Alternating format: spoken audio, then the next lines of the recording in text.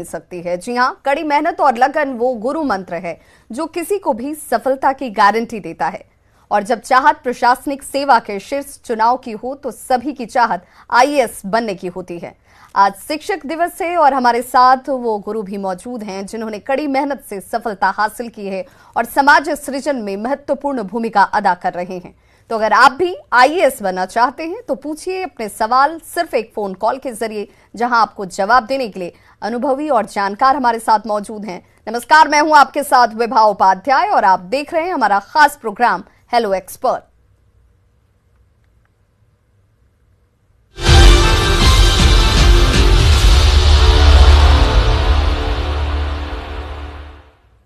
तो जिन स्टूडेंट्स की चाहत है आईएएस बनने की, जो इस वक्त परीक्षाओं की तैयारी या कॉम्पिटिटिव एग्जाम्स की प्रिपरेशन करते हैं, उनके मन में आईएएस बनने की चाहत होती है। क्या करें, क्या ना करें, किस तरीके से अपने टाइम मैनेजमेंट के जरिए सफलता के करीब पहुंचे, ये तमाम सवाल उनके जहन में दौड़ते हैं। और उन सवालों का जवाब देने के लिए हमारे साथ आज तमाम मेहमान जुड़े हुए हैं। उनका सबसे पहले परिचय मैं आपसे कराते चलूं। हमारे साथ इस वक्त कंवल तनुज आईएएस जुड़े हुए हैं। सर, आपका बहुत बहुत स्वागत। विजय कुमार आईआरटीएस हैं, आपका भी सर बहुत बहुत स्वागत। और हमारे साथ अब से कुछ वक्त में डॉक्टर रंजीत कुमार सिंह भी जुड़ेंगे, उनसे भी हम जानेंगे कि सफलता के लिए क्या कोई गुरु मंत्र काम करता है या फिर आपकी खुद की मेहनत, आपका डेडिकेशन, आपका टाइम मैनेजमेंट और आपकी सोच आपको उसके ज्यादा करीब लेकर जाती है।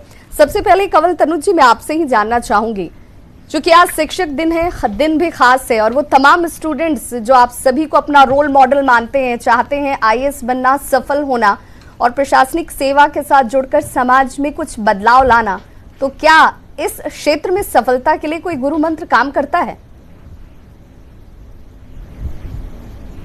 नमस्कार। सबसे पहले तो आपको बहुत धन्यवाद कि आपने इस तरह का कार्यक्रम आयोजित किया और जितने भी छात्र हम लोगों को सुन रहे हैं, आप सबका स्वागत करता हूं और आप सबको मैं बहुत शुभकामनाएं देता हूं, क्योंकि स्पष्ट है कि आपने अपने जीवन की राह चुन ली, तभी आप इस प्रोग्राम में। तो सफलता के मूल मंत्र देखिए वही है जो हम लोग सब बचपन से सुनते आए हैं और हर स्कूल की हर दीवार पर लिखा रहता था कि hard work is the key to success और अनुशासन, कंसिस्टेंसी। इसी को थोड़ा सा हम लोग इंप्लीमेंट कर लेंगे और जैसा कि कार्यक्रम आगे चलेगा, विशिष्ट प्रश्नों के उत्तर होंगे, तो हम लोग ये बताएंगे कि उससे कहीं और कुछ नहीं है। हार्ड वर्क है, कंसिस्टेंसी है, प्रैक्टिस है, अनुशासन है और थोड़ा सा आईएएस का जो यूपीएससी का सिलेबस है उससे स्पेसिफिक थोड़ा सा उसको उसी सांचे में ढाल लेना है और लक्ष्य बिल्कुल भी मुश्किल नहीं होगा। बिल्कुल। विजय कुमार जी, चूंकि जब बच्चा 10th पास करता है या 10th में अपीयर होता है, उसकी सोच होती है वो अपने आने वाले वक्त को किस तरीके से देखता है, वो क्या बनना चाहता है, उसकी चाहत की शुरुआत उस वक्त से ही रूप लेने लगती है। 10वीं से 12वीं के में सब्जेक्ट्स का चुनाव, ये तमाम चीजें कहीं ना कहीं एक बहुत इंपॉर्टेंट रोल प्ले करती हैं। क्या ध्यान में रखें स्टूडेंट्स जो चाहते हैं, जिनकी ड्रीम में आईएएस बनना शामिल हो, वो क्या करें?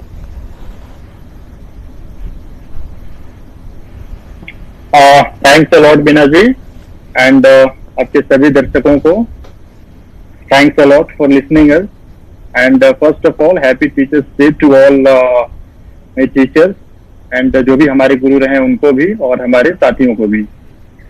तो आपने बहुत ही अच्छा सवाल किया। देखिए, 10th के बाद या 12th के बाद तुरंत ये ऑप्ट कर लेना कि मैं यूपीएससी के लिए ही मतलब प्रिपेयर करूं, ये उतना अच्छा नहीं होता है।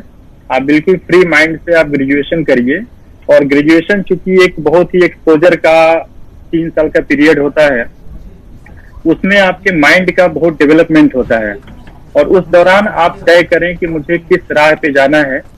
और उसके पहले अगर आपको सपोज दैट कि आप जो है मेडिकल फील्ड में जाना चाहते हैं तो ऑब्वियसली आप 12th के बाद ऑप्ट कर लेते हैं कि मुझे 12th में ही ऑप्ट कर लेते हैं कि मुझे मेडिकल में जाना है, इंजीनियरिंग में जाना है या आर्ट में ग्रेजुएशन करना है एंड सो ऑन, आप चूज कर लेते हैं और उसी के अनुसार फिर आप मेहनत करना शुरू करते हैं। लेकिन जब बात आती है यूपीएससी की या यूपीएससी जैसे अदर कॉम्पिटिटिव एग्जामिनेशन की, आप ग्रेजुएशन में उसको अगर चूज करें with all your open mind तो ज्यादा अच्छा होता है और उसी समय आप अपना ऑप्शनल चूज करें और ग्रेजुएशन अच्छे से करें और तब आप सिविल सर्विसेज में अपनी किस्मत आजमाएं और मेहनत करें, वो ज्यादा अच्छा होता है कि रादर देन आप हाई स्कूल के बाद और 12th के बाद अपने स्कूलिंग को जो है फिल करना शुरू कर देते हैं कॉम्पिटिटिव एग्जाम के लिए। वो मैं सही नहीं मानता हूँ। और विद्यार्थियों से मेरा सिर्फ एक ही अपील है कि आप अपने हाई स्कूल, 12th और ग्रेजुएशन पूरा एंजॉय करते हुए विद फुल ऑफ एक्सपोजर के साथ करें। उसके बाद जो है आप कॉम्पिटिटिव एग्जाम के लिए आगे बढ़ें। बिल्कुल। तो देखिए, जो जानकारी इस वक्त सफलता हासिल कर चुके हमारे जो गेस्ट दे रहे हैं वो आपके लिए बहुत की वर्ड के तौर पर काम आएंगे। आपको इसे ध्यान से सुनना भी है और अपने जीवन में लागू भी करना है। हमारे साथ एक कॉलर जुड़ गए इस वक्त, भगवती शंकर औरंगाबाद से। भगवती शंकर, आप अपना सवाल पूछिए। पहले वहाँ पे उपस्थित चारों गुरुओं को प्रणाम कर रहे हैं और मैं ये पूछना चाह रहा था कि मैं एक हिंदी माध्यम का विद्यार्थी हूँ और मेरी एज अभी 29 की हो चुकी है और मैं थोड़ा लेट से इस यूपीएससी के लिए जागा। तो क्या सर हिंदी मीडियम के साथ और कैसे बढ़ा जा सकता है? और मेरे अटेम्प्ट 2 ही बचे हैं, मैंने अभी तक यूपीएससी दी नहीं है। तो ऐसा क्या स्ट्रेटजी फॉलो करूं जिससे एक निश्चित समय सीमा में मुझे सफलता मिल जाए? और ऑप्शनल विषय का चुनाव कौन सा करूं, ये भी थोड़ा सा मार्गदर्शन करेंगे। कमल तनुज जी, मैं चाहूंगी कि आप इन्हें सजेस्ट करें। ये एक इस वक्त हिंदी मीडियम तमाम स्टूडेंट्स के लिए एक सवाल उनके जहन में जरूर होता है कि सफलता की गारंटी के लिए हिंदी मीडियम वालों को ज्यादा परेशानी का सामना क्यों करना पड़ता है? उनके लिए क्या ऐसा किया जाए जो उनकी गारंटी सफलता की तरफ ज्यादा हो जाए? हाँ, देखिए, 2-3 प्रश्न उन्होंने पूछे। एक तो माध्यम से संबंधित सवाल है और दूसरा ऑप्शनल क्या चुनना है और 2 अटेम्प्ट उनके पास बचे, तो ये किस तरह से जाए। देखिए, सबसे पहले तो जितने भी छात्र सुन रहे हैं उनको मैं एक चीज़ ये कहना चाहूँगा कि आईएएस की तैयारी में सबसे महत्वपूर्ण आपका निर्णय है कि आप आईएएस की तैयारी क्यों करना चाहते हैं। क्योंकि अगर आपका कारण, दिवाय जो आपकी रीज़न है वो मजबूत है अगर, तो आप आगे बढ़ पाएंगे। थोड़ी असफलता मिलेगी, थोड़ी सी डिसअपॉइंटमेंट मिलेगी, तो अगर आपकी मोटिवेशन बहुत मजबूत है तो आप आगे बढ़ते जाएंगे, नहीं तो बीच में हताश होंगे। तो पहले तो ये देखिए कि आप आईएएस की तैयारी करना क्यों चाहते हैं, और वो इतना मजबूत कारण है कि उसके आगे जो बातें अब मैं करूंगा वो सारी चीजें आप समाहित कर पाएंगे या नहीं कर पाएंगे, सब डिपेंड करेगा आपके कारण पे। तो पहले तो आप ये देख लीजिए कि 29 साल की उम्र में आपको ऐसा कौन सा विशेष कारण लग रहा है कि नहीं, अब आपको अपने जीवन को ये राह दिखानी है। अगर कोई और रीजन है कि अगल बगल के लोग का हुआ या और कहीं नहीं हुआ, इसमें हो जाए, तो मैं आपसे कहूंगा कि एक बार अकेले में समय बिता के मजबूती से अपना एनालिसिस करिए, सिलेबस वगैरह देखिए और कारण मजबूत बना लीजिए। अब आते हैं हम लोग माध्यम की तरफ। देखिए, आज से कुछ साल पहले स्थिति दूसरी थी। हिंदी माध्यम से सफलता का प्रतिशत कम होने का एक कारण यह माना जाता रहा है कि चाहे गाइडेंस हो कोचिंग इंस्टीट्यूट्स की या सब्जेक्ट के जो मटेरियल है, स्टडी मटेरियल है, वो उतना अवेलेबल नहीं था, खासकर से सब्जेक्ट जैसे फिलॉसफी वगैरह, तो उसमें इंग्लिश में मटेरियल अवेलेबल रहा है। लेकिन अब इधर हिंदी के स्टडी मटेरियल्स भी अवेलेबल होना शुरू हो गए हैं। और आपका चूंकि हिंदी माध्यम है, माध्यम बदलना तो अब विकल्प आपके पास में है नहीं, माध्यम यही रखना है।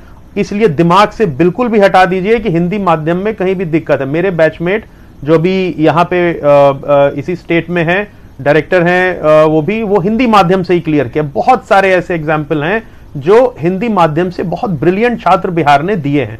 तो आप माध्यम की चीज तो देखिए हटा दीजिए, वो आपके हाथ में अब है नहीं। और आप सिर्फ यही देखिए कि सिलेक्शन हर माध्यम से होता है। हिंदी माध्यम के बहुत सशक्त लड़के सेवा में आए हैं, इसलिए माध्यम पे तो कोई चिंता आपको करनी नहीं है, हर माध्यम का सिलेक्शन होता है। और दूसरी चीज जो आपने कही, ऑप्शनल क्या चुना जाए, तो ऑप्शनल में कुछ लोग जो उनका ग्रेजुएशन का सब्जेक्ट होता है उसको लेना पसंद करते हैं, और कुछ लोग कुछ भी सब्जेक्ट ले लेते हैं। अगर सिलेक्शन के आप परसेंटेज देखिए तो लगभग 55%, 50 से 60 के बीच में एवरेज 55% इंजीनियर्स क्लियर कर रहे हैं। और इन इंजीनियर्स में 80% लोग ऐसे हैं जो ह्यूमैनिटीज यानी कि जो आर्ट्स के सब्जेक्ट हैं उसको लेके क्लियर कर रहे हैं। तो इसका मतलब यह है कि यह जरूरी भी नहीं है कि आपके ग्रेजुएशन का ही सब्जेक्ट हो, लेकिन हाँ, आपने ग्रेजुएशन किया है, अगर आपने मन से किया है, जैसा कि अभी इसके पहले के गेस्ट ने कहा, तो आपका उसमें अगर रुचि है तो आप वाला सब्जेक्ट लीजिए। अगर आपको लग रहा है कि नहीं, आपकी रुचि किसी और में है, तो आप उसका सिलेबस देखिए, जो ऑप्शनल सब्जेक्ट्स की लिस्ट है यूपीएससी की, आप उसको अच्छे से समय दीजिए। आपकी तैयारी पहली शुरू हो जाएगी, आप सिलेबस देखना जब शुरू करेंगे, और सिलेबस को अच्छे से समय दीजिए, और आपको लगे जिसमें अंदर से आपको बहुत अपील आ रही है, उस सब्जेक्ट को आप चुन के आगे बढ़ जाइए। इसमें हिंदी माध्यम का स्टडी मटेरियल जिसमें अवेलेबल है, इसको भी थोड़ा ध्यान रखना होगा। और इसके अतिरिक्त अगर बाकी और कोई आपको लगता है कि अच्छी गाइडेंस अवेलेबल है, तो मैं कहूंगा कि अच्छी गाइडेंस अगर मिल जाएगी तो उसमें आपको और ज्यादा मदद मिल जाएगी, क्योंकि आपके पास समय कम है, 2 अटेम्प्ट आपके बचे हैं, तो आपको एक अच्छी गाइडेंस चाहिए होगी जो आपको तराश के और अच्छे से आपको निकाल सके। तो मेरी तरफ से आपको यही सलाह होगी, सबसे पहले तो तय कर लीजिए कि आईएएस क्यों, किसी ने कर लिया, बगल वाले ने कर लिया, इसलिए अब हम कर रहे हैं, तो बात क्यों आईएएस बनना चाहते हैं या आप प्रशासनिक सेवा में क्यों जाना चाहते हैं, यहाँ पर क्लैरिटी का होना बहुत जरूरी है, और इस क्लैरिटी से ही आप आगे का रास्ता जो है वो ज्यादा सहजता से तय कर पाते हैं। बहुत महत्वपूर्ण जानकारी कमल तनुज आपकी तरफ से दी जा रही है। हमारे साथ डॉक्टर रंजीत कुमार सिंह जुड़ चुके हैं। सर, आपका भी बहुत बहुत स्वागत है हमारे कार्यक्रम में। और एक कॉलर हमारे साथ जुड़े हुए पटना से, पुष्पेश रंजन। पुष्पेश, क्या जानना चाहते हैं आप? कंप्यूटर साइंस से इंजीनियरिंग किया है, अभी बिहार सरकार में इंजीनियर हूँ, लेकिन मैं भी आईएएस करना चाहता हूँ, तो मुझे क्या करना पड़ेगा? विजय कुमार, आप इन्हें गाइड करें कि ये हैं तो अभी इस वक्त फिलवक्त इंजीनियर के तौर पर काम कर रहे हैं, लेकिन आईएएस बनना चाहते हैं, चाहत इनकी आईएएस बनने की है, क्या करें?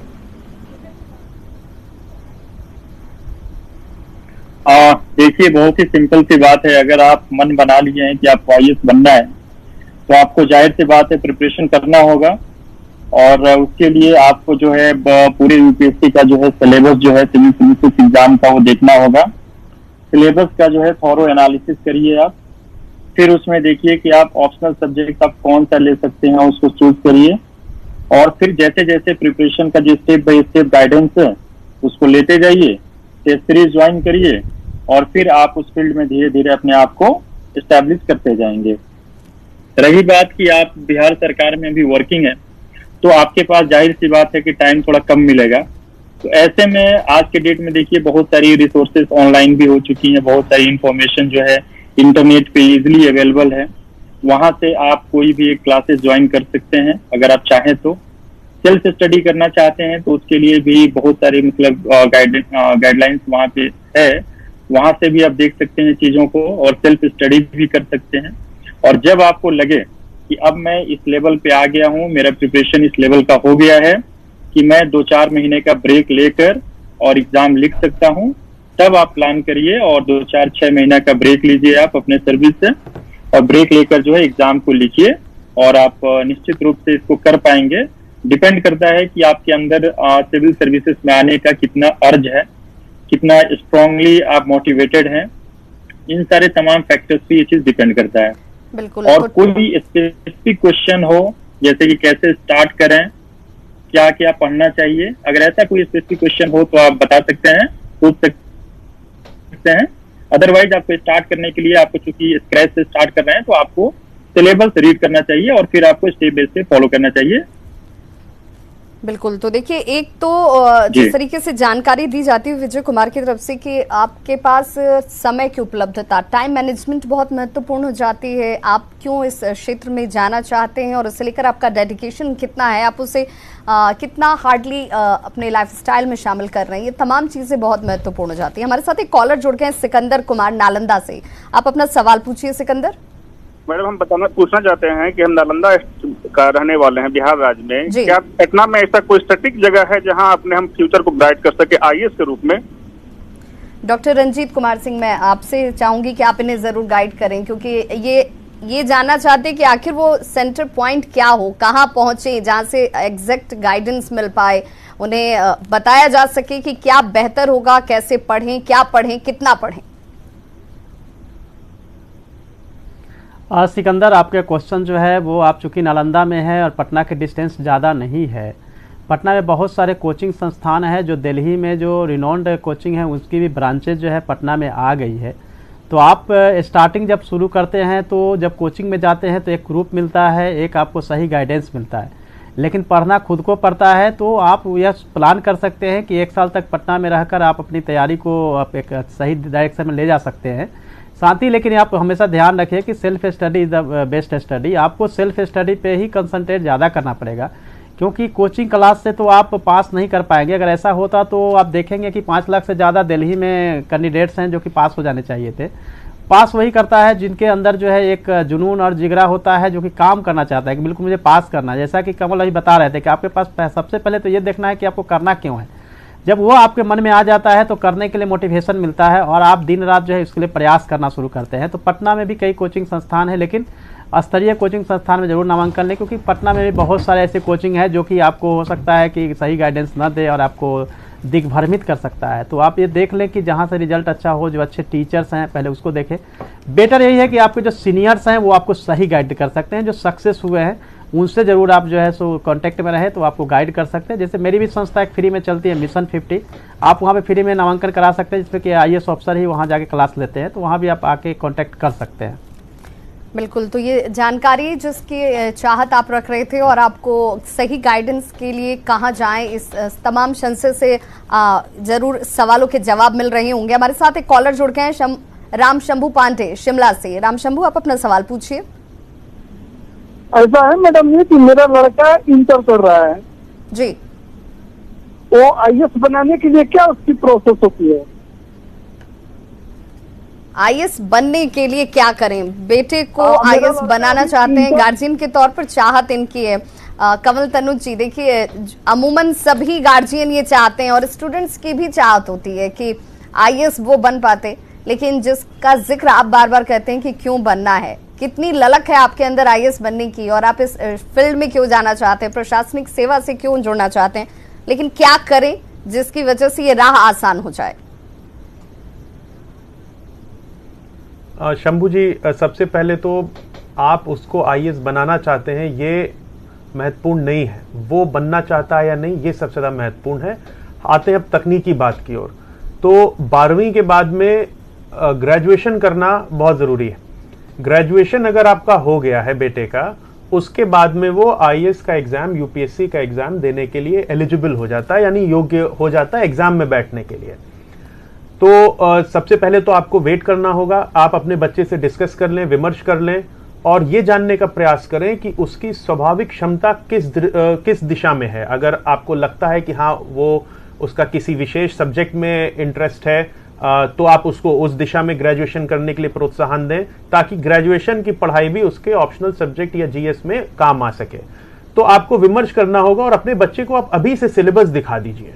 उसको ग्रेजुएशन में अगर इंटरेस्ट है IAS में, तो ग्रेजुएशन में उस सिलेबस को दिमाग में रखते हुए अपनी पढ़ाई को करना होगा, ताकि वो 3 साल में भी अपने आप को उस दिशा में ढाल सके और 3 साल उसके वेस्ट ना हो ग्रेजुएशन के।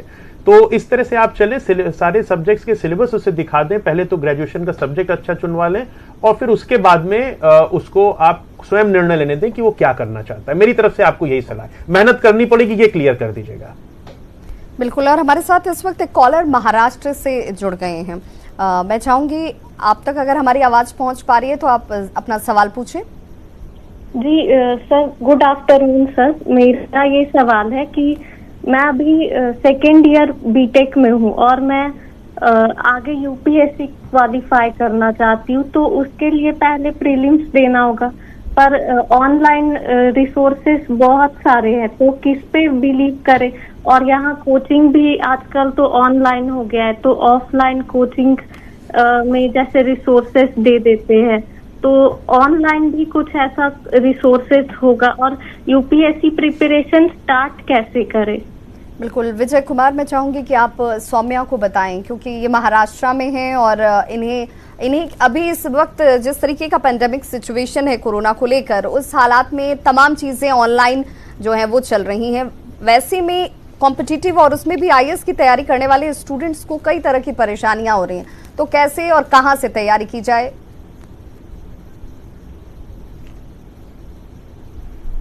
एग्जैक्टली बीना जी। तो सौम्या जी, आप बीटेक 2nd ईयर में हैं और काफी अच्छा टाइम है ये आपको सिविल सर्विसेज के लिए प्रिपरेशन स्टार्ट करने के लिए।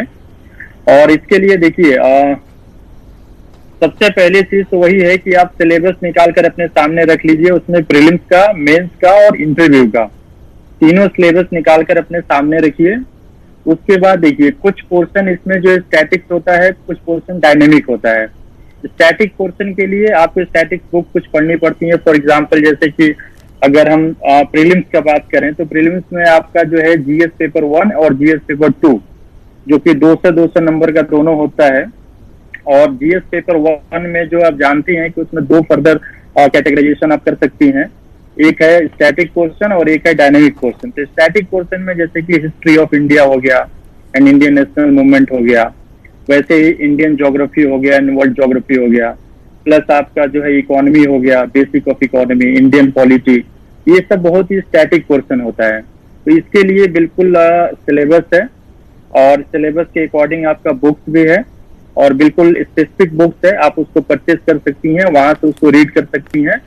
कई बार आप उसको रीड करेंगे तब जाकर उसकी अंडरस्टैंडिंग आपको डेवलप होगा कि किस तरह से क्वेश्चन पूछा जाता है। और साथ ही साथ जो है प्रीलिम्स का आप क्वेश्चन पेपर भी देखते रहिए।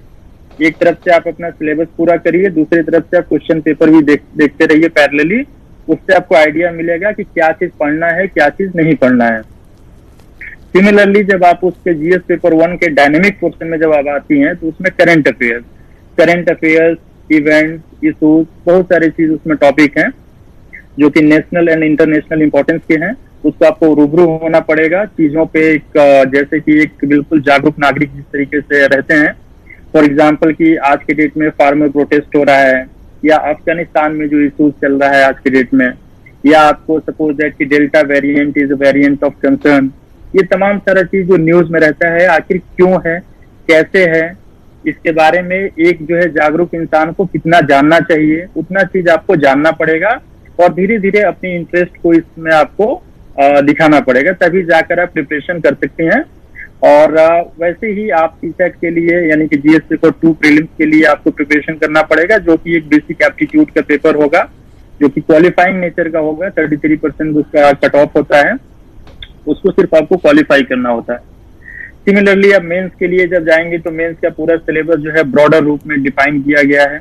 उस सिलेबस में आपको कैसे पढ़ना है, कैसा क्वेश्चन पूछा जाता है, उस क्वेश्चन को आप देखते जाइए और उसी के अनुसार आप पढ़ते जाइए। क्या पढ़ना है, क्या नहीं पढ़ना है, ये टाइम के साथ आपको आएगा। वैसे ही इंटरव्यू के लिए भी आप बिल्कुल मतलब जो प्रीलिम्स और मेंस का जो आपका नॉलेज होगा, प्लस जो आपकी अंडरस्टैंडिंग डेवलप हो चुकी होगी तब तक मेंस लिखते लिखते, वो इंटरव्यू में आपको बहुत हेल्प करेगा। और साथ ही साथ जब आप मॉक्स वगैरह देंगी कई जगह, कई संस्थाओं में, वहां पे आपको फीडबैक मिलेगा और फिर आपका इंटरव्यू वाला भी प्रिपरेशन लगभग ओके हो जाएगा। तो कैसे मतलब आपको स्टार्ट करना है, तो best answer is to look into the syllabus. For example कि अगर हम मुझे कहाँ जाना है तो सबसे पहले तो मुझे एड्रेस पता होना चाहिए ना। अगर एड्रेस मुझे पता है तब मैं पता करूंगा कि किस रास्ते से जाऊं, तो मेरे पास मल्टीपल वेज होगा। तो मल्टीपल वेज में से एक रास्ता मैं चुनूंगा जिसको पकड़ के मैं चलता जाऊंगा और अपने मंजिल तक पहुंच जाऊंगा। तो फॉर ऑल द कैंडिडेट आपको इन तमाम चीजों को ध्यान में रखना है सौम्य। और देखिए जिस तरीके से बता रहे हैं विजय कुमार की सिलेबस को फॉलो करेंगी आप, अपना डेडिकेशन उसकी तरफ दिखाएंगी, धीरे धीरे आपका इंटरेस्ट जैसे ही उस पर बिल्डअप होता है उसके बाद आपके लिए वो तमाम चीजें जो हैं वो ज्यादा और क्लियर होने लगती हैं। हमारे साथ जमुई से आदर्श आनंद, उन्होंने अपने सवाल रखे हैं, क्या जानना चाहते हैं जरा सुनते हैं। आदर्श आनंद, मेरा सवाल ये है कि घर पे रह के उस तरह से एकाग्रता पूर्ण कैसे तैयारी किया जा सकता है, क्योंकि घर में थोड़ा सा माहौल का दिक्कत हो जाता है। तो सर से यही सवाल है कि सर कृपया इसके बारे में दिशा निर्देश दिया जाए। डॉक्टर रंजीत कुमार, आप घर पे रहकर माहौल का तैयारी पर फर्क पड़ता है, ये सभी मानते हैं, चाहे तैयारी आप किसी भी कॉम्पिटिटिव एग्जाम की कर रहे हो, क्या ये बाधक बनती है? क्या वहां पर आप बेहतर तैयारी कर सकते हैं? विभा जी, सभी तो घर पे रह के पढ़ते हैं जो मैक्सिमम लोग, लेकिन घर में जो गांव का माहौल है, चूँकि वो जमुई में है, तो मैं उनसे यही कहूँगा कि आप जो है जो आपके सीनियर्स होंगे या फ्रेंड जो पटना में रह रहे होंगे या दिल्ली में रह रहे होंगे, उनके कांटेक्ट में रहिए, आप उनसे बातचीत करिए या जो मटेरियल्स है, स्टडी मटेरियल्स है, उसको मंगवाइए। लेकिन घर पे पढ़ते हुए आपकी एक स्टडी रूम होगी जिसमें कि आप स्टडी कर सकते हैं। स्टडी के दरमियान आप ये ज़रूर ध्यान रखें कि आपको एक गैप भी रखना पड़ता है। ज़रूरी नहीं होता है कि 8 घंटा पढ़ना है तो कंटिन्यू आप पढ़िए, 1.5 से 2 घंटे का एक गैप बनाइए, 1.5 से 2 घंटे पढ़ाई करिए, 5 मिनट के लिए घर के बाहर आप घूम सकते हैं, उसके बाद वापस आके फिर से पढ़ सकते हैं। ये इस तरह से आप कंटिन्यूटी बना के कर सकते हैं। यह ज़रूर थोड़ी मुश्किल होती है कि गांव में आपको हो सकता है कि बहुत सारे स्टडी मटेरियल्स या दूसरे जो आपको ज़रूरी चीज़ें हैं, संसाधन वो नहीं मिल सकता है, लेकिन हाँ वहाँ भी रहते हुए चूँकि आप जानते हैं पूरा डिजिटल वर्ल्ड का समय है जिसमें कि आपको मटेरियल्स वगैरह मिल सकता है। बट हाँ वो आपको फुल डेडिकेशन के साथ आपको स्टडी करनी होगी, तभी आप सक्सेस हो पाएंगे। लेकिन सक्सेस होने के लिए बहुत ज़रूरी है कि आपको दूसरे जो आपके फ्रेंड हैं या सीनियर हैं उनके साथ आपको कंटिन्यू कोऑर्डिनेशन बनाना पड़ेगा, क्योंकि आपको गाइडेंस कुछ भी नहीं मिल पाएगा वहाँ पे, क्योंकि आपको एक माहौल नहीं है। लेकिन माहौल जो है खुद से आपको तैयार करना पड़ेगा। मेरी राय होगी कि कोई छोटे या बड़े जो आपको डिस्ट्रिक्ट हेडक्वार्टर है या पटना तक कम से कम आपको आना चाहिए, एक ग्रुप बना के तैयारी करनी होगी, क्योंकि अकेले जो है वो तैयारी करने में आपको एक लंबा समय हो सकता है। आप हो सकता है सक्सेस करें लेकिन आपको 5 साल लग जाए। लेकिन अगर अच्छे माहौल में रहते हैं और जब आपके साथ तैयारी करने वाले एक अच्छे ग्रुप में होते हैं तो सक्सेस आपको 2 साल में मिल सकती है। फ़र्क सिर्फ इतना ही होता है। लेकिन अगर नहीं भी आ पाते हैं तो आप अपने सीनियर्स या फ्रेंड के साथ आप कॉन्टैक्ट में रहिए, स्टडी मटेरियल्स लीजिए और आप जिस भी समय आप पढ़ना चाहते हैं। कई लोग जो है प्रीफर करते हैं कि नाइट में पढ़ते हैं, तो नाइट में आपको कोई डिस्टर्ब नहीं कर सकता। आप नाइट में पढ़ सकते हैं, मॉर्निंग के 5 बजे तक, फिर आप सो सकते हैं। बट हाँ एग्ज़ाम के दरमियान हमेशा ध्यान रखें कि जब भी आपका एग्ज़ाम का शेड्यूल आता है 1 महीना पहले आपको नाइट जो आप पढ़ते हैं नाइट में उसको स्टॉप कर देना चाहिए, क्योंकि इससे क्या होगा, लेजीनेस आएगी और आपका एग्ज़ाम जो है ख़राब हो सकता है। तो ये आपको ध्यान रखना पड़ेगा। गाँव में रहते भी तैयारी, स्पेशली BPSC आप कर सकते हैं, बट UPSC के लिए कहीं ना कहीं आपको शहरों की तरफ रुख करना पड़ेगा। तो आदर्श आनंद, आपने सुना होगा कि डॉक्टर रंजीत क्या गाइड कर रहे हैं और आपको इन बातों को ध्यान रखने की जरूरत है। हमारे साथ एक कॉलर जुड़ गए हैं वैशाली से, विवेक कुमार। विवेक, आप क्या जानना चाहते हैं? मैम, रंजीत सर से मेरा सवाल था। जी सर, मैं गांव में रहता हूं वैशाली में, तो मुझे बेहतर तैयारी के लिए क्या करना पड़ेगा सर? क्योंकि मैं लालगंज थोड़ा सा लोकल पड़ जाता है, तो पटना नहीं रह सकता ना, तो इसके लिए गांव में कुछ तैयारियों के लिए सर से मेरा सवाल है कि क्या क्या करना होगा। बिल्कुल, और आपके सवाल से जुड़ा ही इससे पहले के कॉलर का भी सवाल था। मैं चाहूंगी डॉक्टर रंजीत आप इन्हें गाइड करें। विवेक, अभी आपने सुना होगा जमुई के एक छात्र है जो क्वेश्चन कर रहे थे, और लालगंज से पटना की दूरी अराउंड मेरे ख्याल से जो है वो 25 किलोमीटर के आसपास ही होगी, उससे ज़्यादा तो नहीं है। आप चाहें तो स्टडी मटेरियल के लिए पटना आ सकते हैं और आप स्टडी मटेरियल ले जा सकते हैं और अपनी तैयारी कर सकते हैं। बट ये ज़रूरी है कि मैं फिर से वही रिपीट करूँगा कि एक अच्छी से जो है आप माहौल का होना, ग्रुप का होना बहुत ज़रूरी है। हाँ, ये हो सकता है कि सोशल मीडिया का यूज़ कर सकते हैं। अभी आप देखते हैं व्हाट्सएप पे 8 लोग एक साथ जुड़ सकते हैं, तो आप इवनिंग के टाइम में एक डिस्कशन रख सकते हैं जिसमें कि आप जो भी प्रिपरेशन दिन भर करते हैं उसकी एक रिवीजन भी हो जाएगी। डिस्कशन रखेंगे तो आपकी तैयारी जो है वो सही दिशा में जा पाएगी। लेकिन हाँ, इसके लिए आपको फिर से वही कहूँगा, फुल कमिटमेंट होना चाहिए कि आपको करना है, तो करने के लिए आपको 100% जो है दिन रात सोते जगते आपको सोचना पड़ेगा कि मुझे करना है। उसके हिसाब से बेहतर स्टडी मटेरियल जो है आपको पटना से ज़रूर ले लेना चाहिए और उसके हिसाब से आपको तैयारी करनी चाहिए। पढ़ने का जो तरीका है गांव में जो है उनको मैं बोलूँगा कि आप 3 तरीके से कर सकते हैं। आप स्टडी करिए, थिंकिंग करिए और राइटिंग करिए, यानी कि आप अध्ययन करिए, चिंतन करिए और लेखन करिए। अगर ये तरीके से अगर आप करते हैं तो आप निश्चित रूप से कोई भी कॉम्पिटिटिव एग्जाम की तैयारी आप प्रॉपरली कर पाएंगे। बिल्कुल, तो हमारा सवाल कमल तनुज आपसे है। जो लोग लैंग्वेज पेपर रखकर मेंस देते हैं या देने का काम करते हैं और फिर स्कोर करने के उसके पीछे चांसेस क्या होते हैं? नहीं, लैंग्वेज पेपर तो 2 होते हैं जो कंपलसरी मैंडेटरी हैं। एक इंग्लिश लैंग्वेज है, एक इंडियन लैंग्वेज है। तो इस प्रश्न क्या है, इसको थोड़ा सा क्लियर करना होगा। ये तो मैंडेटरी लैंग्वेज पेपर जिसको कहते हैं वो 2 होते हैं। ऑप्शनल पेपर की बात कर रहे हैं। ऑप्शनल पेपर, यस कमल जी। हाँ, देखिए, ऑप्शनल पेपर एक जमाने में आज से भी ज्यादा इंपॉर्टेंट था जब 2 ऑप्शनल्स होते थे, और अभी भी इंपॉर्टेंट है क्योंकि ऑप्शनल पेपर के अलग से मार्क्स होते हैं। तो ऑप्शनल का चयन मैंने पहले ही बोला था कि हम लोग 2 तरह से कर सकते हैं। एक तो है कि अगर आपका ग्रेजुएशन का सब्जेक्ट सही में आपको इंटरेस्टिंग लगता है और आपका उसमें इंटरेस्ट है, तब तो आपकी आधी से ज्यादा समस्या सॉल्व हो गई। आपको उसी को पढ़ना है और उसको यूपीएससी के सिलेबस के अकॉर्डिंग उसकी तैयारी कर लेनी है, तो आपका काम आसान हो जाएगा। दिक्कत क्या है, और खासकर से इंजीनियर्स के साथ में, जैसा मैंने कहा कि इंजीनियर्स 80% ह्यूमैनिटीज का सब्जेक्ट लेते हैं क्योंकि वो ज्यादातर अपने सब्जेक्ट में कंफर्टेबल नहीं है। तो ऐसी स्थिति में आपको सही में ईमानदारी से सारे सिलेबस का एक बार एनालिसिस करना होगा, सारे ऑप्शनल्स का, और जिसमें आपका इंटरेस्ट होगा उसको आपको पहचानना का जो स्टेज है वो बहुत इंपॉर्टेंट है, तो उसको आपको पहचानना हो। अब आते हैं इंपॉर्टेंट पॉइंट पे, कहा जाता है कि ये ऑप्शनल ज्यादा पॉपुलर है, ये ज्यादा पॉपुलर है, तो मैं इसमें एक चीज आपको बताता हूं। आंकड़ों की अगर बात करें तो लगभग जो मेरे पास में एक फिगर है, मैंने एक रिसर्च रिपोर्ट पढ़ी है, 4,500 से 5,000 लोग जो मेंस में जिनकी कॉल आती है वो पब्लिक एडमिनिस्ट्रेशन का लेते हैं जी। उसके बाद में लगभग 3,500 से 4,000 लोग का एवरेज आता है ज्योग्राफी लेने वालों का, हिस्ट्री लगभग 2,000 प्लस रहती है, और आपका ये फिलॉसफी वगैरह 1,000 रहता है, सोशियोलॉजी भी 2,000 है।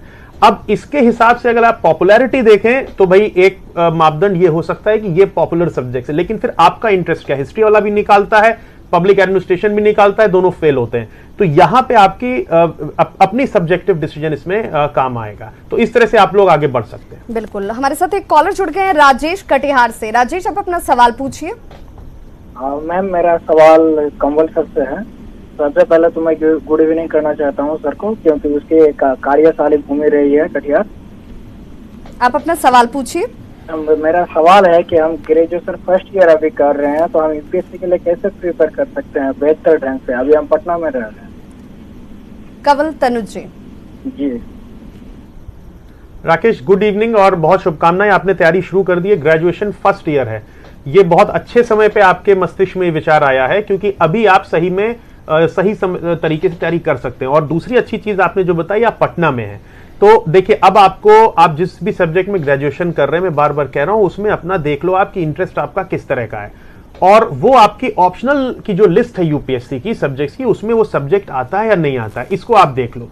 अगर वो आता है तो आज से, अभी से ये दिमाग में आप बैठा लो कि आपको अपने ग्रेजुएशन के सिलेबस के साथ ही आपको यूपीएससी के सिलेबस के सांचे में अपनी तैयारी को ढालना होगा, ताकि जब आप ग्रेजुएशन करो तो ना सिर्फ आप ग्रेजुएट होकर निकलो, बल्कि आप यूपीएससी के सांचे में ढल के अपने सब्जेक्ट को बाहर निकाल सको। तो पहले तो सारा सिलेबस अच्छे से देख लो, और एक चीज ध्यान रखना कि क्या पढ़ना है, इससे ज्यादा जरूरी है जानना है क्या नहीं पढ़ना है, क्योंकि जिसका जो सब्जेक्ट होता है उसको लगता है कि अब इसमें सारी चीज पढ़ डालो। नहीं, टारगेट है यार, टारगेट है मछली की आंख को देखना है, जितना सिलेबस है उसमें सबसे अच्छा काम कर देना है, बाकी रिसर्च नहीं करनी। इसको दिमाग में रख के चलो, और अभी से प्रीवियस ईयर्स के क्वेश्चंस देखना शुरू कर दो कि जो पढ़ाई कर रहे हो आप उसमें प्रीवियस ईयर्स के क्वेश्चंस सॉल्व हो रहे हैं नहीं हो रहे हैं, सही दिशा में तैयारी हो रही है नहीं हो रही है, और उस हिसाब से अपनी 3 साल की प्लानिंग करो। टाइम मैनेजमेंट इंपॉर्टेंट होगा, ग्रेजुएशन में क्लास जाते होगे, टाइम मैनेजमेंट करना होगा, कब यूपीएससी के लिए समय अलग से देना है। और जैसा रंजीत सर ने बताया, आपको यहाँ पे स्टडी मटेरियल भी मिल जाएगा, और आपको देखना होगा गाइडेंस कहां पे आपको अच्छी मिल जाए। तो इस तरह से अगर प्लानिंग करके चलोगे और कंसिस्टेंसी रखोगे हार्डवर्क में, तो मैं समझता हूं आप जरूर अच्छा प्रयास करोगे। बिल्कुल। हमारे साथ नवादा से शिवांजलि ने कुछ सवाल पूछा है। शिवांजलि क्या जानना चाहती हैं तैयारी को लेकर? शिवांजलि का सवाल। मैं क्लास 12th मैथ से पास की हूँ। मैं एक्सपर्ट से पूछना चाहती हूँ कि क्या नवादा में रहकर बिना दूसरे शहर जाए हुए यूपीएससी की तैयारी की जा सकती है? विजय कुमार जी, ये अमूमन ज्यादातर लोगों के सवाल इस तरीके से जुड़े हुए सामने आए हमारे कि वो देहाती इलाकों में हैं, दूर दराज के इलाकों में हैं, लेकिन वो चाहत रखते हैं यूपीएससी क्लियर करने की, वो चाहत रखते हैं आईएएस बनने की, तो फिर क्या गांव में रहकर तैयारी की जा सकती है, और बेहतर तरीके से तैयारी के लिए क्या कुछ किया जाए?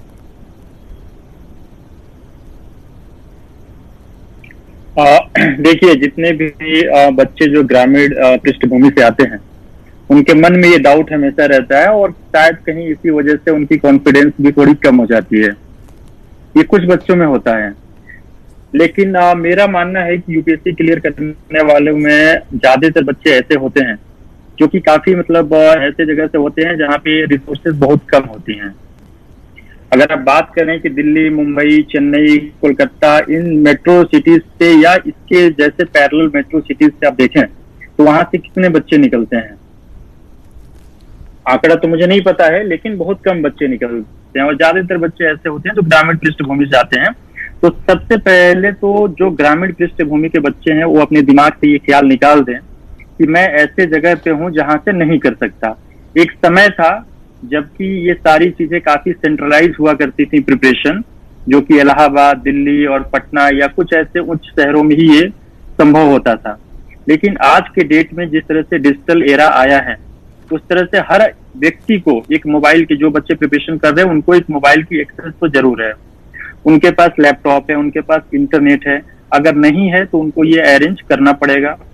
और जब ये चीजें आपके पास हो जाती हैं तो आपके पास जो क्लासेस आप दिल्ली में चल रही हैं वही क्लासेस आप अपने घर बैठे उसको पा सकते हैं।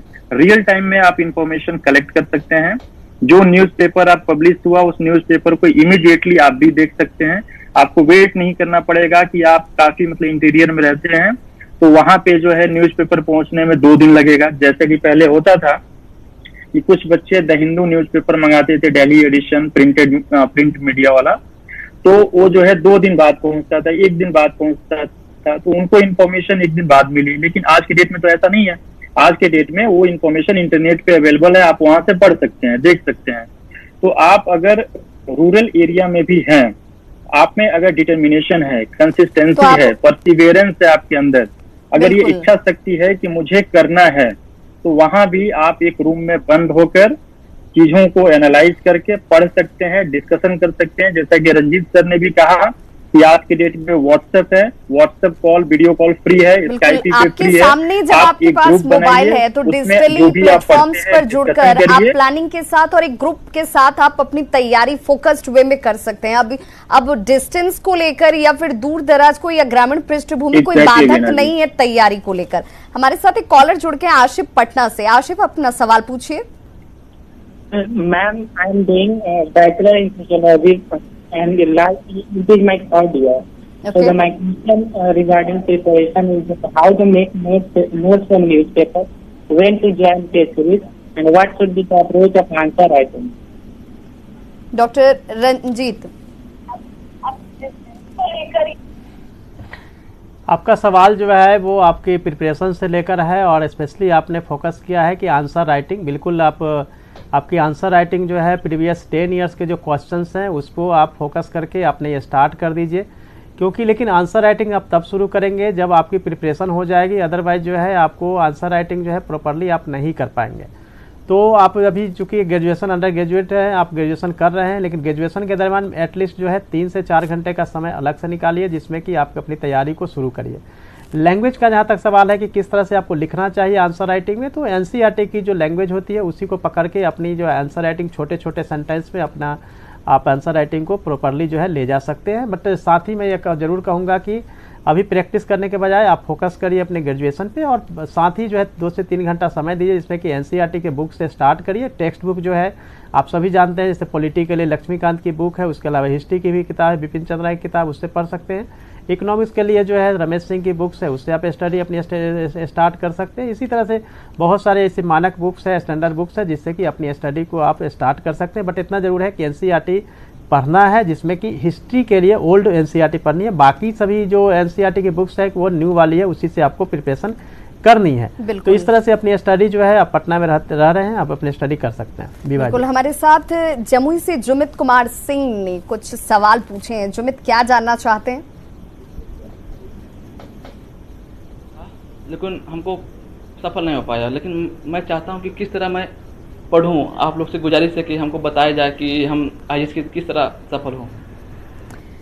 कमल तनुज, जितना मैं सुन पाई कॉलर की बात को या समझ पाई, वो उनका फोकस ये था कि तैयारी कैसे की जाए।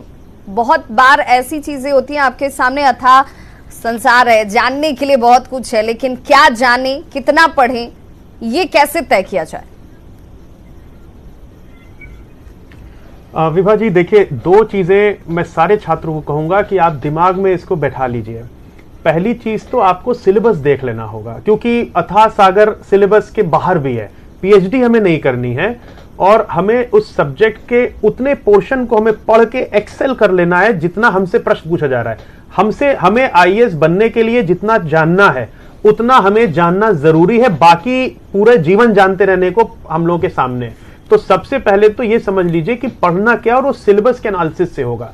दूसरा पॉइंट जो बहुत इंपॉर्टेंट है वो है आपको टेस्ट में जो क्वेश्चंस आने हैं उसकी समझ रखनी होगी। उससे आपको दिशा मिलेगी कि आप जो पढ़ रहे हैं वो आपको नंबर में कन्वर्ट हो रहा है कि नहीं हो रहा है। उसके लिए आपको पिछले 10-15 साल के जब से पैटर्न्स चेंज हुए हैं नहीं हुए हैं, हर तरह का आपको ट्रेंड मालूम होना चाहिए, ताकि जब आप पढ़ते हुए जाएं, एक सब्जेक्ट का एक आपने टॉपिक पढ़ा तो आपके माइंड में क्लियर हो जाना चाहिए कि यूपीएससी ये वाला प्रश्न पूछ सकता है, आने वाला प्रश्न ये हो सकता है। उस लेवल पे आपको एक्यूरेसी अपनी बनानी। देखिए, स्मार्ट भी रहना है, हार्ड वर्क भी करना है, सिर्फ पढ़ते नहीं जाना है। तो स्मार्टनेस में you have to predict also, आपको प्रेडिक्ट भी करना है कि ये क्वेश्चन आ सकता है। और फिर बाकी जो बेसिक्स हैं, आपको राइटिंग, जो आंसर राइटिंग है उसकी थोड़ी प्रैक्टिस करनी होगी, होलिस्टिक अप्रोच लाना होगा। देखिए, आंसर राइटिंग में एक चीज सभी छात्रों को कहना चाहूंगा कि अगर सिलेबस का मान लीजिए एक टॉपिक से क्वेश्चन आया है लेकिन उससे बाकी सारी चीजें जुड़ी हुई हैं, 2-3 और टॉपिक जुड़े हैं, तो उसको टीचर को लगना चाहिए कि आपका दिमाग खुला हुआ है, आप सारी चीजों को लिंक कर रहे हैं, करंट इवेंट्स को लिंक कर रहे हैं और एक सूत्र में आपका आंसर बंधा हुआ है। ऊपर से प्रारंभ हो रहा है तो अंत तक एक कहानी की तरह आ रहा है और एक अच्छे निष्कर्ष पे आपका समाप्त हो रहा है। तो ये बेसिक्स आपको फॉलो करना होगा और सिर्फ हार्ड वर्क कंसिस्टेंटली करना होगा और आपको सफलता जरूर मिलेगी। कंसिस्टेंसी बहुत स्मार्ट वर्क, ये दोनों चीजें साथ में होनी चाहिए और तब कंसिस्टेंसी जो है आपकी मेहनत को लेकर वो आपको सफलता की तरफ लेकर जाती है। हमारे साथ एक अभिभावक जुड़ गए हैं गया से, कौशल सिंह, आप अपना सवाल पूछिए। जी सर, मेरा सवाल डॉक्टर रंजीत कुमार सिंह से है, इसलिए कि मैं भी पेशे से शिक्षक हूँ और प्रधानाध्यापक के पद पर गया में पदस्थापित हूँ। हमारी बेटी आईटी ब्रांच से फाइनल ईयर में है और उसको मैं आईएएस करवाना चाहता हूँ। उसके लिए कौन कौन सा सब्जेक्ट और क्या करना होगा, थोड़ा सा सर से सलाह लेना चाहता हूँ। डॉक्टर रंजीत कुमार सिंह। कौशल जी, मैं फिर से रिपीट करूंगा कमल तनु जी की ही बातें कि आप चाहते हैं, बच्चे आपके चाह रहे हैं कि नहीं चाह रहे हैं। कौशल जी, सबसे पहले तो आप अपने बच्चों से ही बात करेंगे, क्योंकि अभिभावक को देखा जाता है कि जो उनका ड्रीम रह जाता है वो अपने बच्चों में देखते हैं और उसे करवाना चाहते हैं। तो ज़रूरी है कि बच्चे जो आपके हैं वो भी, चूँकि अब फाइनल ईयर में है आईटी में, तो मैं कौशल जी यही कहूँगा कि अब इतनी भी छोटी नहीं रह गई हैं कि उनको बहुत सारी जानकारियाँ नहीं है। अभी पूरी दुनिया के बारे में उनको अच्छी से जानकारी है। तो सबसे पहले उनको ये देखना पड़ेगा कि वो स्टडी के लिए पूरी तरह तैयार है या नहीं। अगर तैयार हैं तो पहले जो बुक्स, जो मानक बुक्स है एनसीईआरटी से लेकर जो टेक्स्ट बुक है वो देख ले। और जैसा विजय जी बता रहे थे, सबसे पहले सिलेबस हमें देखना पड़ता है और सिलेबस के साथ हमको आना पड़ता है अपने ऑप्शनल पेपर पे या फिर मेंस का जो क्वेश्चन है, प्रीलिम्स का जो क्वेश्चन, एक बार देखना चाहिए। उसके बाद ये डिसाइड कर सकते हैं कि कौन सा ऑप्शन हमें लेना चाहिए या हमें जो है तैयारी का क्या हमारा ढंग होना चाहिए। तो क्वेश्चन बैंक और सिलेबस दोनों को एक साथ लेना चाहिए और एक बार जो है अपनी आप बेटी से बात कर ले। अगर उसके लिए तैयारी करना चाहती हैं तो उनको जो है सही डायरेक्शन में, मेरे जैसे बहुत सारे आईएएस हैं जो गाइड कर सकते हैं। बनना क्या चाहता है, क्या वो उस तरफ फोकस्ड है, क्योंकि मेहनत उसी को करनी है, उसी को अपना डेडिकेशन दिखाना है और उसके बाद उसे सफलता अर्जित करनी है। तो उसकी चाहत क्या है ये जानना अभिभावकों के लिए बहुत जरूरी है। हमारे साथ नवादा से अंजलि कुमारी ने अपने कुछ सवाल रखे हैं। अंजलि, क्या जानना चाहती हैं? 12th मैथ स्ट्रीम से पास की हूँ और मैं सलाहकार से यह पूछना चाहती हूँ कि मैं किस बुक से पढूं ताकि मैं यूपीएससी क्लियर कर सकूं। घर पर रहकर सेल्फ स्टडी करके किस तरह से पढूं ताकि मैं अपने शहर और अपने देश का नाम रोशन कर सकूं। कमल तनुज जी, ये किस स्ट्रीम से इन्होंने 12th बताया विभा जी? मैथ से इन्होंने किया है। चाहती हैं कि सब किस बुक्स का चयन करें, कैसे पढ़ें जिससे सफलता भी मिले और बहुत ज्यादा उसके लिए उन्हें असमंजस वाली स्थिति में न रहना पड़े। चुनाव कौन से सब्जेक्ट का भी किया जाए और सब्जेक्ट के साथ वो कैसे, किस बुक का चुनाव करें? हाँ, देखिए, 3 चीजें, फिर 2 चीजें इन्होंने मेन यानी पूछी। एक तो बुक के बारे में पूछा है और एक सेल्फ स्टडी ये के बारे में जानना चाह रही। तो देखिए, आपका मैथ्स का, अगर आपने मैथ्स में इंटरेस्ट लिया है अपनी पढ़ाई में, तो सबसे पहले तो आप ये देख लीजिए आप ग्रेजुएशन क्या करने जा रही हैं, मैथ्स में ही करने जा रही हैं कि इंजीनियरिंग करने जा रही हैं। और अगर उसमें सही में आपका इंटरेस्ट है तो मैथमेटिक्स भी एक सब्जेक्ट है जो ऑप्शनल्स की 26 सब्जेक्ट्स की लिस्ट है, उसमें मैथ्स भी है और साथ ही साथ इंजीनियरिंग के भी कुछ सब्जेक्ट्स हैं।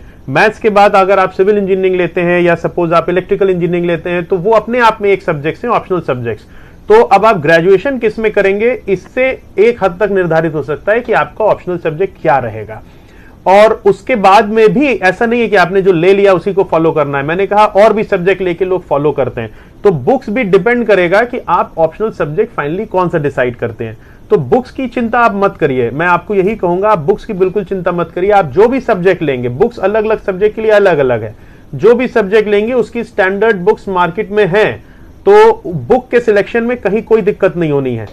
आप सिर्फ अपना निर्णय आप तय कर लीजिए कि आपको किस दिशा में जाना है, और सिलेबस वगैरह देख के और फिर आप आगे बढ़िए। और आप अब सेल्फ स्टडी की जहां तक बात है, मुझे अभी इस पे चूंकि बोलने का मौका नहीं मिला, कई ग्रामीण क्षेत्र के बच्चे ये बात पूछ रहे हैं, मैं एक चीज आपको बताना चाहता हूं, तथ्यों की बात अगर करें, फिर मैं सर्वे रिपोर्ट पढ़ रहा था, इंडिया में ही नहीं पूरी दुनिया में जितने टॉयलेट हैं उससे ज्यादा मोबाइल फोन्स हैं, ये अभी एक सर्वे में निकल के आया है। तो मोबाइल फोन आपके पास भी होगा, और मोबाइल पे घर बैठे बैठे आप कई अच्छे गाइडेंस देने वालों का आपके पास एक्सेसिबिलिटी है, इस चीज से आप निश्चिंत हो जाइए। आप थोड़ा सा इस पे रिसर्च करेंगे, आपको पता चल जाएगा किस सब्जेक्ट में कौन स्पेशलाइज्ड है, निश्चित ही आपको ऑनलाइन भी मिल जाएगा, और उसकी फीस भी रीजनेबल है। यानी कि ये परिवेश का फर्क नहीं पड़ता है कंवल तनुज जी, परिवेश का फर्क नहीं पड़ता है। आप गांव में भी हैं तब भी आप पढ़ सकते हैं, सफल हो सकते हैं, आप शहर में हैं वहां पर रहकर भी आप सफल हो सकते हैं। इसके लिए जरूरी ये है कि आप कितने डेडिकेटेड हैं, आप कितने इच्छुक हैं उस सफलता को पाने के लिए। जमुई से रोशन ने अपना सवाल पूछा है, रोशन क्या जानना चाह रहे हैं? सिविल सर्विसेज की तैयारी करता हूं, और कृपया मेरे को बताइए कि कैसे मैं ऑनलाइन या ऑफलाइन कौन सा कोचिंग करूं कि मेरे लिए ये एग्जाम निकालना इजी हो और आगे मैं इजीली क्रैक कर सकूं ये एग्जाम। बिल्कुल विजय कुमार जी, आप इन्हें गाइड कीजिए।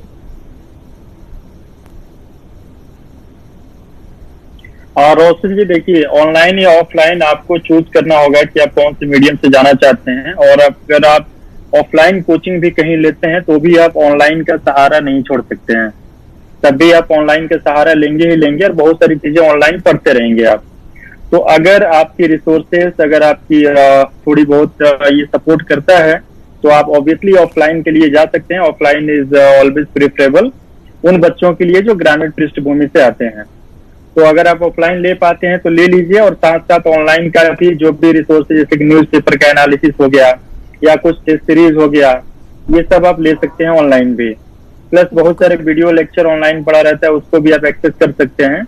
लेकिन मैं आपको फिर से बता दूं, आपको और बाकी सारे बच्चों को, कि देखिए चाहे ऑनलाइन आप जितना भी पढ़ लीजिए, कुछ टेक्स्ट बुक हैं, कुछ जो है रेफरेंस बुक्स हैं, वो आपको पढ़ना ही पढ़ना पड़ेगा, और बेहतर होगा कि उसको ऑफलाइन तरीके से ही आप पढ़ें। और आप अगर वहां से निकल सकते हैं तो आकर आप पटना में, दिल्ली में, जहां कहीं भी अपने आप को साल भर, 1.5 साल एस्टैब्लिश करके आप पढ़ ऑनलाइन और ऑफलाइन दोनों का सामंजस्य जरूरी है। आपकी पढ़ाई में ये दोनों उतनी ही महत्वपूर्ण भूमिका अदा करते हैं, इसलिए आपको दोनों की तरफ ध्यान देने की जरूरत है। शिव कुमार नवादा से कुछ जानना चाहते हैं। शिव कुमार का सवाल क्या है? मैं 12th पास मैथमेटिक्स सब्जेक्ट से किया हूँ, और मैं आगे यूनियन पब्लिक सर्विस कमीशन करना चाहता हूँ। तो मैं एक्सपर्ट से यही पूछना चाह रहा हूँ कि आगे मैं क्या करूँ, और मैं इंस्टीट्यूट ज्वाइन करूँ तो इंस्टीट्यूट ज्वाइन करूँ तो किस शहर की ओर जाऊँ, सेल्फ स्टडी करूँ तो कैसे करूँ, यह मैं एक्सपर्ट से पूछना चाहता हूँ। डॉक्टर रंजीत। मैं यही बोलूँगा शिव को कि देखिए, आपको अपने ही क्वेश्चंस में आपने आंसर दे दिया कि मुझे जो है सेल्फ स्टडी करनी है, इंस्टीट्यूट्स लेनी है। तो विजय जी की बात को मैं आगे बढ़ाऊंगा कि देखिए दोनों ही चीज़ें ज़रूरी होती है। अगर स्टार्टिंग आप करते हैं तो आपको एक अच्छे इंस्टीट्यूट्स, अच्छे ग्रुप का होना बहुत ज़रूरी होता है, और सेल्फ स्टडी तो होना ही चाहिए, क्योंकि विदाउट सेल्फ स्टडी आप कुछ नहीं कर सकते। कोचिंग क्लासेज आपको पुश करके आपको आईएएस नहीं बनवा सकता है। आपको अपने घर में कम से कम 8 से 10 घंटा पढ़ना पड़ेगा, तभी आप जो है आप सक्सेस हो सकते हैं।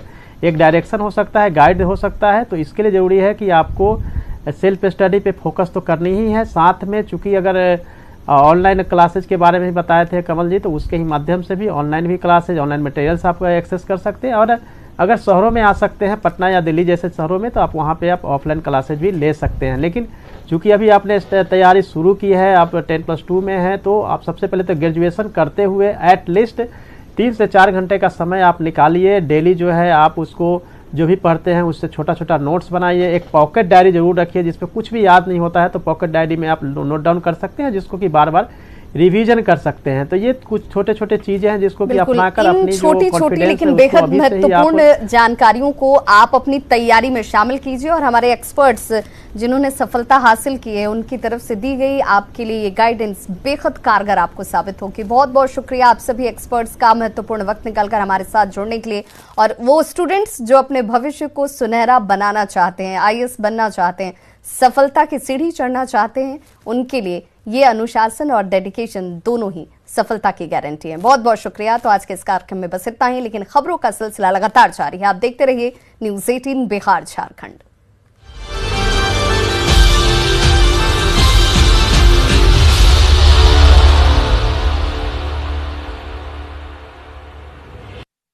के लिए लोगों को वैक्सीन की खुराक लेनी थी, लेकिन उन्हें उम्मीदों का टीका तो नहीं मिला।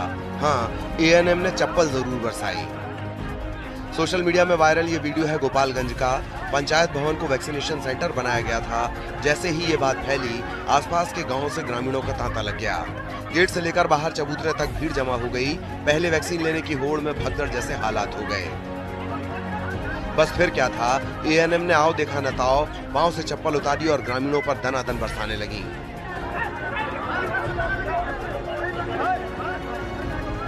ANM की करतूत से भीड़ का पारा चढ़ गया और आग बबूला ग्रामीण ANM पर टूटने लगे। इसी बीच किसी ने यह तस्वीर कैद कर ली और फिर सोशल मीडिया पर डाल दी। हालांकि आरोपी नर्स की पहचान नहीं हो सकी है।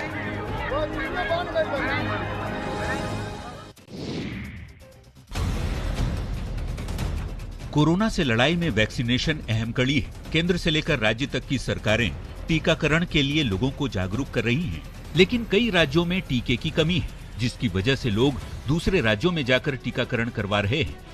पश्चिम बंगाल से सटे बिहार के सीमांचल जिला कटिहार बंगाल के लोगों के लिए कोरोना वैक्सीनेशन के मामले में वरदान साबित हो रहा है। रोजाना कटिहार के कई केंद्र पर बंगाल के अलग अलग जिले से बड़ी संख्या में लोग वैक्सीन लेने आ रहे हैं। लोगों की संख्या हर रोज बढ़ रही है। कहीं कहीं वैक्सीनेशन के नाम पर बड़े रकम की वसूली के चलते लोग 100 से 150 किलोमीटर की दूरी तय कर कटिहार वैक्सीन के लिए पहुंच रहे हैं। काफी भीड़ है। कुछ आदमी का कहना है कि कुछ पैसा कौड़ी ले रहा है, इसलिए काफी मात्रा में आए हुए हैं। रायगंज, मालदा, इस सब पर लोग आए हुए हैं।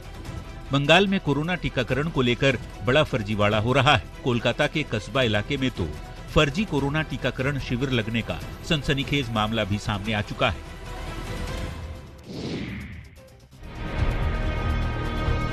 शिक्षा को लेकर क्या धर्म आड़े आती है? जवाब ना में होगा। लेकिन किशनगंज के लाइन उर्दू मध्य विद्यालय में ऐसा हुआ है।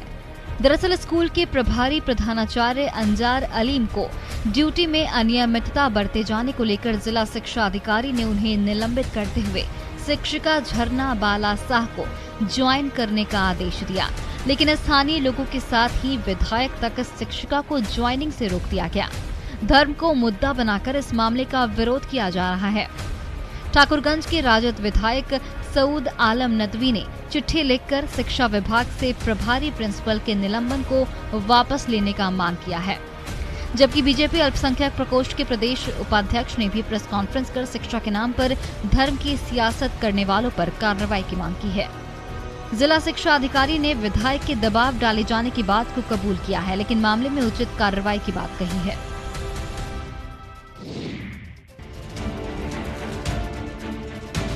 बारिश और बाढ़ ने इस बार लंबे समय तक लोगों को परेशान किया है।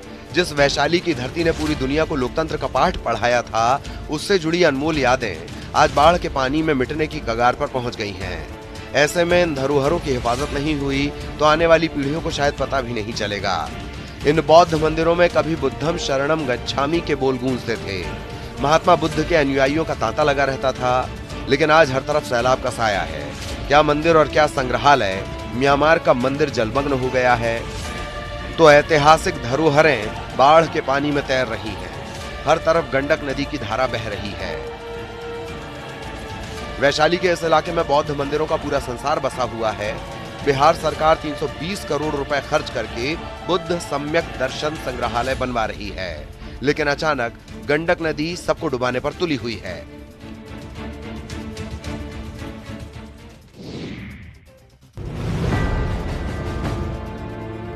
बगहा में न्यूज 18 की खबर का बड़ा असर हुआ है। न्यूज 18 पर खबर चलने के बाद प्रशासन ने रामनगर अंचल अधिकारी के नेतृत्व में आनन फानन में एक टीम का गठन किया है। ये टीम दोन के 2 पंचायतों के 26 गांवों का निरीक्षण कर नुकसान का आकलन करेगी और राहत देगी। न्यूज 18 ने खबर दिखाई थी कि कैसे दोन इलाके के लोग मरीजों को खाट पर लेकर पैदल अस्पताल जाते हैं और करीब 25 किलोमीटर का सफर उन्हें पैदल तय करना